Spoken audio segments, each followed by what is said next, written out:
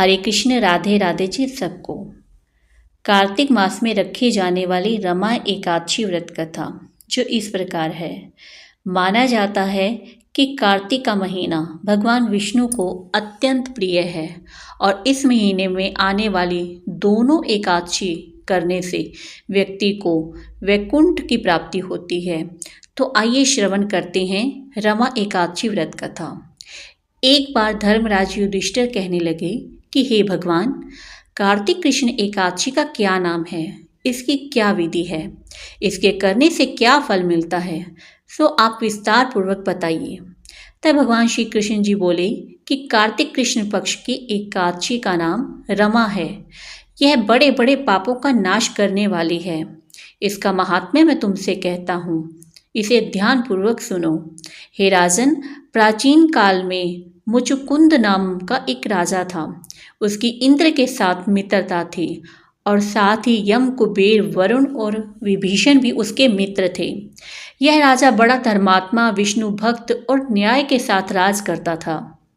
उस राजा की एक कन्या थी जिसका नाम चंद्रभागा था।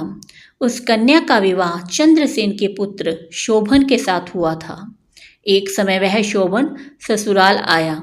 उन्हीं दिनों जल्दी ही पुण्यदायिनी एकादशी रमा पड़ गई। जब व्रत का दिन समीप आ गया तो चंद्रभागा के मन में अत्यंत सोच उत्पन्न हुई कि मेरे पति अत्यंत दुर्बल हैं और मेरे पिता की आज्ञा इतनी कठोर है।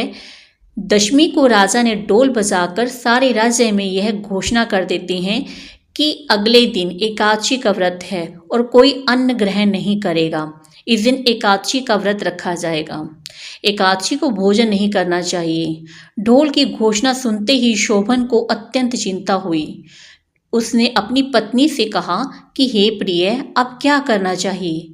मैं किसी प्रकार भी भूख सहन नहीं कर सकूंगा। ऐसा उपाय बतलाओ कि जिससे मेरे प्राण बच सकें, अन्यथा मेरे प्राण अवश्य चले जाएंगे। चंद्रभागा कहने लगी कि हे स्वामी, मेरे पिता के राज में एकादशी के दिन कोई भी भोजन नहीं करता। हाथी, घोड़ा, ऊंट, बिल्ली, गो आदि भी तृण, अन्न, जल आदि ग्रहण नहीं कर सकते। फिर मनुष्य का तो कहना ही क्या है। यदि आप भोजन करना चाहते हैं तो किसी दूसरे स्थान पर चले जाइए, क्योंकि यदि आप यहाँ रहते हैं तो आपको अवश्य व्रत करना होगा। ऐसा सुनकर शोभन कहने लगा कि हे प्रिय, मैं अवश्य इस व्रत को करूँगा। जो भाग्य में होगा वह देखा जाएगा। धर्मराज युधिष्ठिर द्वारा कार्तिक कृष्ण एकादशी का नाम, इसकी विधि, उसका फल कैसे मिलता है, यह विस्तार पूर्वक बताइए। ऐसा पूछने पर भगवान श्री कृष्ण जी बोले कि कार्तिक कृष्ण पक्ष की एकादशी का नाम रमा है। यह बड़े बड़े पापों का नाश करने वाली है। इस प्रकार से विचार कर शोभन ने व्रत रख लिया और वह भूख से, वह प्यास से व्याकुल हो गया और अत्यंत पीड़ित होने लगा। जब सूर्य नारायण अस्त हो गए और रात्रि को जागरण का समय आया तो वैष्णव को अत्यंत हर्ष देने वाला था, परंतु शोभन के लिए अत्यंत दुखदायी हुआ। प्रातःकाल होते ही शोभन के प्राण निकल गए। तब राजा ने सुगंधित काष्ठ से उसका दाह संस्कार करवाया, परंतु चंद्रभागा ने अपने पिता की आज्ञा से अपने शरीर को दग्ध नहीं किया और शोभन की अंत्येष्टि क्रिया के बाद अपने पिता के घर में ही रहने लगे। रमा एकादशी के प्रभाव से शोभन को मंदराचल पर्वत पर धन धान्य से युक्त तथा शत्रुओं से रहित एक सुंदर देवपुर प्राप्त हुआ। वह अत्यंत सुंदर रत्न और जड़ित स्वर्ण के खंभों पर निर्मित अनेक प्रकार के स्फटिक मणियों से सुशोभित भवन में बहुमूल्य वस्त्राभूषणों तथा छत्र व चंवर से विशोभित गंधर्व और अप्सराओं से युक्त सिंहासन पर आरूढ़ ऐसा शोभायमान होता था मानो दूसरा इंद्र विराजमान हो।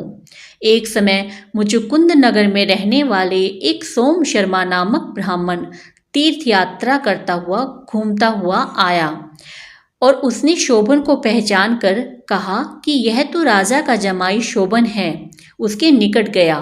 शोभन भी उसे पहचान कर अपने आसन से उठकर उसके पास आया और प्रणाम करके कुशल प्रश्न किया। ब्राह्मण ने कहा कि राजा मुचुकुंद और आपकी पत्नी कुशल से है, नगर में भी सब प्रकार से कुशल हैं, परंतु हे राजन, हमें आश्चर्य हो रहा है कि आप अपना वृत्तांत कहिए कि ऐसा सुंदर नगर जो न कभी देखा न सुना आपको कैसे प्राप्त हुआ। तब शोभन बोला कि कार्तिक कृष्ण की रमा एकादशी का व्रत करने से मुझे यह नगर प्राप्त हुआ, परंतु यह अस्थिर है, यह स्थिर हो जाए ऐसा उपाय कीजिए। ब्राह्मण कहने लगा कि हे राजन, यह स्थिर क्यों नहीं है और कैसे स्थिर हो सकता है, आप बताइए, फिर मैं अवश्य वह उपाय करूँगा। मेरी इस बात को आप मिथ्या ना समझिए। शोभन ने कहा कि मैंने इस व्रत को श्रद्धा रहित होकर किया है, अतः यह सब कुछ अस्थिर है। यदि आप मुचुकुंद की कन्या चंद्रभागा को यह सब वृतांत कहें तो यह स्थिर हो सकता है। ऐसा सुनकर उस श्रेष्ठ ब्राह्मण ने अपने नगर लौटकर चंद्रभागा से सब वृतांत कह सुनाया। ब्राह्मण के वचन सुनकर चंद्रभागा बड़ी प्रसन्नता से ब्राह्मण से कहने लगा कि हे ब्राह्मण, ये सब बातें आपने प्रत्यक्ष देखी हैं या स्वप्न की बात कह रहे हो। ब्राह्मण कहने लगा कि हे पुत्री, मैंने महावन में तुम्हारे पति को प्रत्यक्ष देखा है, साथ ही किसी से विजय न हो ऐसा देवताओं के नगर के समान उसका नगर भी देखा है। उन्होंने यह भी कहा है कि यह स्थिर नहीं है, जिस प्रकार वह स्थिर रहे उसका उपाय करना चाहिए। चंद्रभागा कहने लगी कि हे विप्र, तुम मुझे वहाँ ले चलो, मुझे पति देव के दर्शन की तीव्र लालसा है। मैं अपने किए हुए पुण्य से उस नगर को स्थिर बना दूंगी। आप ऐसा कार्य कीजिए जिससे उनका हमारा संयोग हो, क्योंकि वियोगी को मिला देना महान पुण्य है। सोम शर्मा यह बात सुनकर चंद्रभागा को लेकर मंदराचल पर्वत के समीप वामदेव ऋषि के आश्रम पर गया।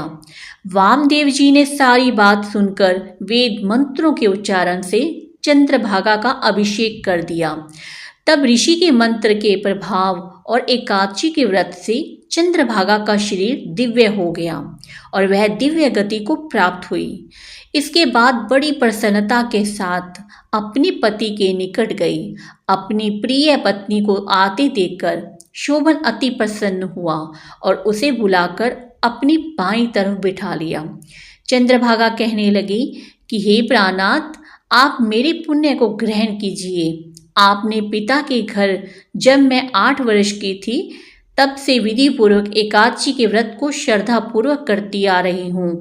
इस पुण्य के प्रताप से आपका यह नगर स्थिर हो जाएगा तथा समस्त कर्मों से युक्त होकर प्रलय के अंत तक रहेगा। इस प्रकार चंद्रभागा ने दिव्य आभूषणों और वस्त्रों से सुसज्जित होकर अपने पति के साथ आनंद पूर्वक रहने लगी। हे राजन, यह मैंने रमा एकादशी का महात्म्य कहा है। जो मनुष्य इस व्रत को करते हैं उनके ब्रह्मा हत्यादि समस्त पाप नष्ट हो जाते हैं।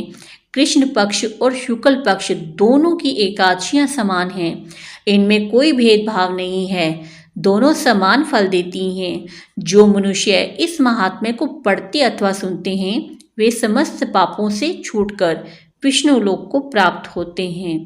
इसी के साथ रमा एकादशी व्रत कथा समाप्त होती है। हरि बोल, हरि बोल, हरि बोल।